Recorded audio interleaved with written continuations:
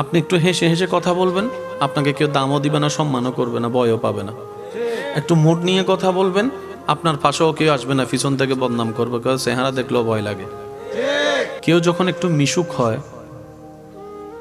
তাকে দেখে অনেকে বলে এদের কোনো প্রেস্টিজ নাই, আত্মসম্মান নাই, হায়া শরম নাই, সবার সাথে মিশে যায়।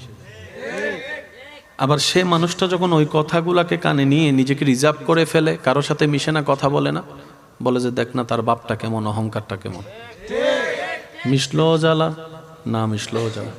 আপনি একটু হেসে হেসে কথা বলবেন, আপনাকে কেউ দামও দিবে না, সম্মানও করবে না, ভয়ও পাবে না। একটু মুড নিয়ে কথা বলবেন, আপনার পাশেও কেউ আসবে না, পিছন থেকে বদনাম করবে, কেউ চেহারা দেখলেও ভয় লাগে। আপনি খাইলেও জ্বালা, না খাইলেও জ্বালা, হাঁটলেও জ্বালা, বসলেও জ্বালা, ঘুমাইলেও জ্বালা, না ঘুমাইলেও জ্বালা, বেশি মিশলেও জ্বালা, কম মিশলেও জ্বালা, কথা বললেও জ্বালা, কথা না বললেও জ্বালা। কারণ এটা দুনিয়া, এটা জান্নাত নয়। এখানে এগুলা যতদিন বেঁচে থাকবেন এগুলা থাকবে। তাই বুদ্ধিমানরা মানুষকে খুশি করতে না চেয়ে মানুষের স্রষ্টাকে খুশি করার পিছনে লেগে যায়। সুবহানাল্লাহ।